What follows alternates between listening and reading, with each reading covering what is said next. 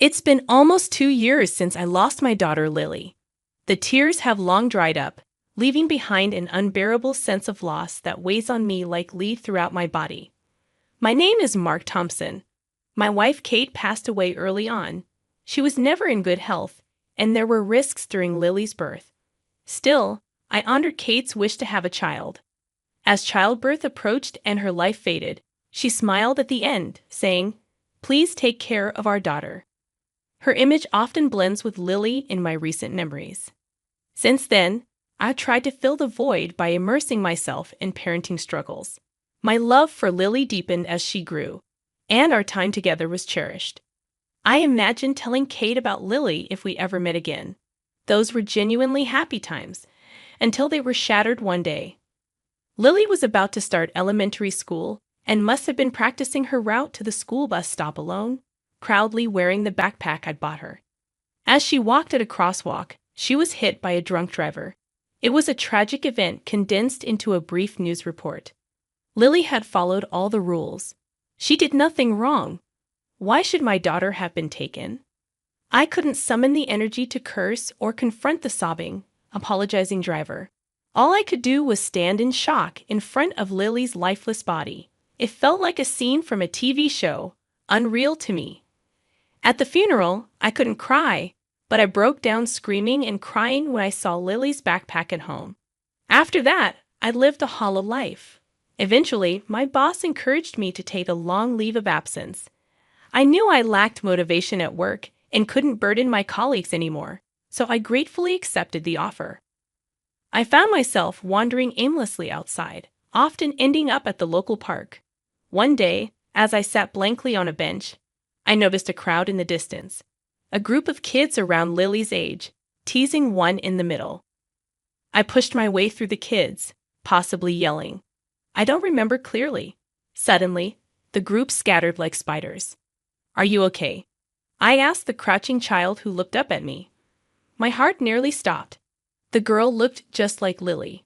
Frozen, unable to speak, I watched as she stood up and quietly said, "Thank you," before starting to walk away. "Wait." I blurted out loudly. It was the first time since Lily's death. Are you thirsty? Do you want some juice?" Nervously, I pulled out a bottle of orange juice I had bought for later. "I like orange," she replied. Relieved, I made a nonsensical excuse.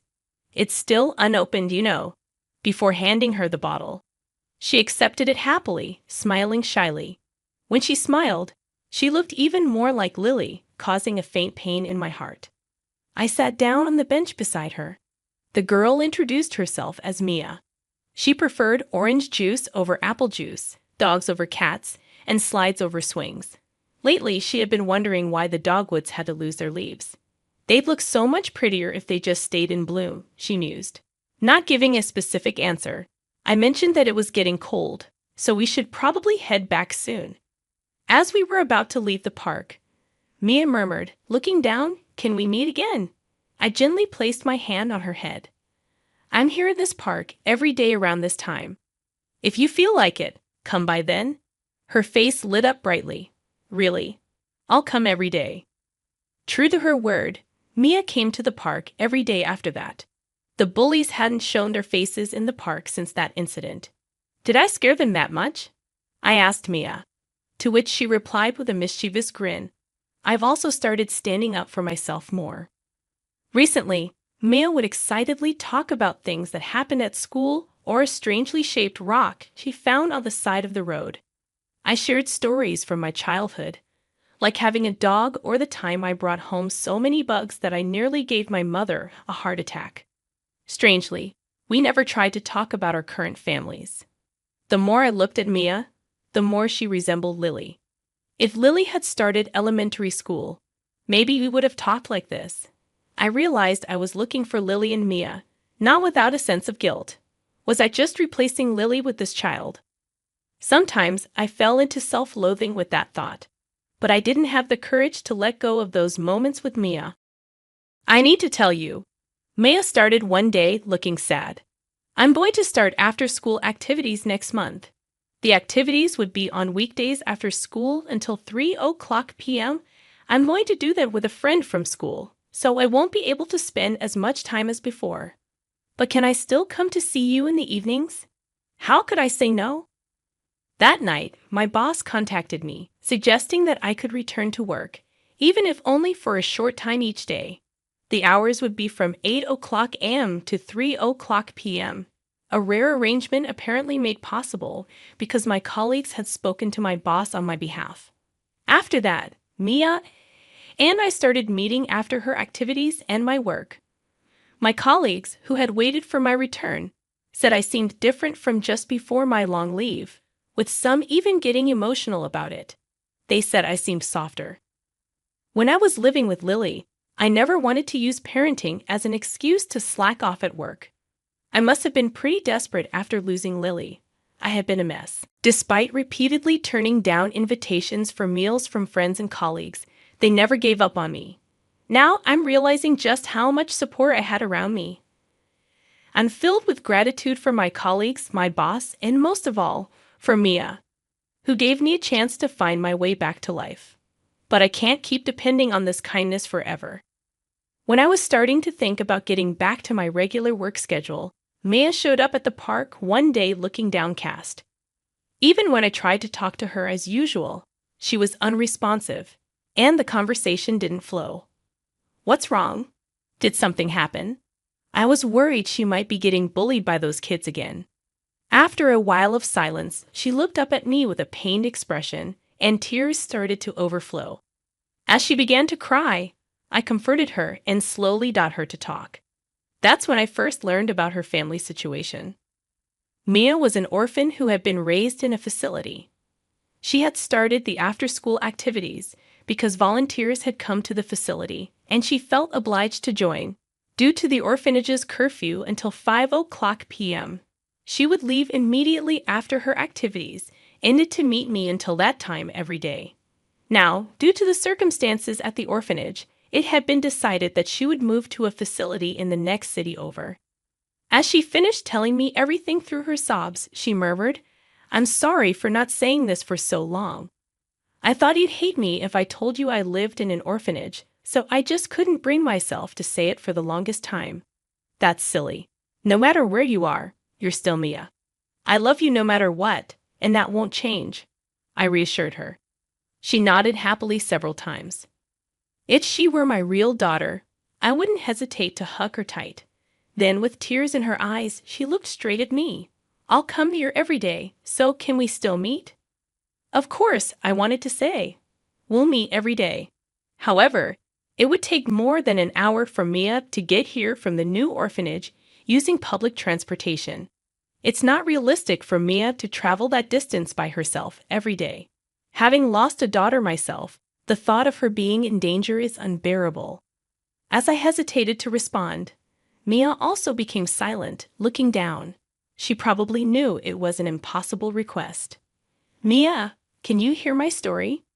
I chose my words carefully, speaking slowly to make it easy for her to understand.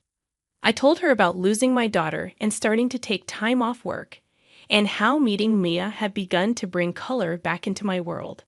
She listened silently as I spoke. After finishing my story, I took a deep breath. "Mia, we won't be able to meet like this anymore. You're smart, so you understand, right?" Mia nodded slightly. A child who lost her parents and a parent who lost his child. We were just filling voids for each other. But the time for playing family is over. We have to face reality. It's time for both Mia and me to start walking on solid ground again. Let's make a promise, okay? Mia's shoulders twitched slightly. She looked up and repeated, "A promise?" with curiosity. "In 10 years, when the dogwoods are in full bloom, let's meet here again. By then, you'll surely be a wonderful adult able to come here on your own. I'll do my best too, so there'll be a competition to see who can become a better adult." My voice probably shook a bit towards the end, trying not to let her notice. I gently patted her head, as I always do. Her face lit up as she nodded vigorously. "Yes," she said with a genuine smile. She extended her pinky towards me. "Pinky swear?" Taken aback but amused by her usual demeanor, I laughed and linked pinkies with her. I watched Mia wave goodbye and leave the park until she was out of sight. Then, I collapsed to my knees and cried. At first, I had overlaid Lily's image onto Mia, but as we spent time together, Mia became an irreplaceable presence in her own right, distinct from Lily. The promise to meet again in 10 years. It was made without specifying a day or time, just the season. Mia didn't even know my name. I'm sure she will forget about me eventually. Even without me, she can live a happy life. For me, thanks to meeting Mia, I found the courage to live again. Her presence made me want to face my own life head-on. I can't depend on her forever. After all, she's not my daughter. I cried unabashedly, sobs escaping me. When I finally looked up at the sky, tired from crying, beautiful stars were shining in the dark sky. Strangely, my heart felt clear. It felt like Kate and Lily were watching over me. The encounter with Mia must have been necessary for me to move forward. I hope the time spent with me was meaningful for her too. Perhaps my late wife and daughter had a hand in our meeting. I slapped my face to psych myself up and hurried home, thinking about the future to come. Before I knew it, 10 years had passed. Now I am sitting calmly on that park bench and looking at the dogwoods. The day after that day, I went to my boss first thing in the morning and asked to return to my normal duties. With his approval, I worked hard to make up for the time I had missed, wanting to be someone Mia and Lily wouldn't be ashamed of. My efforts paid off. I became relied upon again at work, with my colleagues saying, "The old Mark is back." I eventually got promoted and gradually began to regain confidence in myself. And just like that, 10 years flew by. In those 10 years, I hadn't looked at the flowering dogwoods. Actually, I avoided them because they reminded me of Mia. I couldn't answer her question about why dogwoods fall. Now, I think I can do it properly. Dogwoods are beautiful because they fall. People find value in their blooming and falling. Kate and Lily bloomed fully and then fell. But what I always remember isn't their departure, but all the smiles and memories they left behind. Life is like dogwoods. Everyone will eventually fall, but there's always a time when they bloom fully. You've got a way with words, an answer that shouldn't come back, and a mischievous smile that I shouldn't see, flipped through my mind and dissipated. I've run through these 10 years with all my might. If I could meet Mia and Lily again, would they smile and wave at me? Have I become the cool adult I wanted to be for them? Breathing in the spring air deeply and smelling the dogwoods, I closed my eyes. I felt a gust of wind and the sensation of flower petals dancing. At the same time, I heard, "Never forget our pinky promise, right?" A voice more mature, but still familiar to my ears sounded behind me. Slowly, I opened my eyes and stood up. "Thank goodness," I said with disbelief. I awkwardly turned around. "This one hasn't been opened yet, okay," the girl, now in a uniform, said with a playful smile. In her hand was a bottle of orange juice. Another 10 years have passed since that day of reunion. I'm looking at the dogwoods again, this time with Mia by my side. "How many times is this now, watching the dogwoods together like this?" murmurs Mia, who has grown up to be beautiful. "I'm not sure, since we've seen them every year since the 11th time when we reunited," she told me. "I'm not a kid anymore, so stop patting my head," she said, scrunching up her face. "Or is it the 12th? I continued, to which she laughed. "You're as vague as ever." Her smile seemed even more beautiful, not just because she's at that age, but because today, Maya shines brighter than anyone. That day 10 years ago, I was stunned as I watched the girl approach me. I flashed back to the first time I looked into Mia's eyes from a close distance, just like when we first met and she was being bullied. I can't remember how we conversed after that. Next thing I knew, I was being taken to the orphanage where Mia lived. "You're the person Mia always talked about." The teacher in charge of Mia at the orphanage looked at me with deep emotion. From the beginning, she had talked about our promise to win the competition of who could become a better adult. She devoted herself to her studies, was active in sports and volunteer activities. Mia has also been a big help looking after the younger kids. I'd always thought it must be because of the man's influence. I've always wondered what kind of person the man was. said the teacher with a laugh, implying she had been worried I might be someone weird. I learned that Mia had been visiting that park daily for a week since the dogwoods started blooming, waiting with an unopened bottle of orange juice. When the teacher told me that, I couldn't help but cry. She pretended not to notice. That day, dragged by Mia, I played with the kids at the orphanage with all my might and suffered from muscle aches the following day.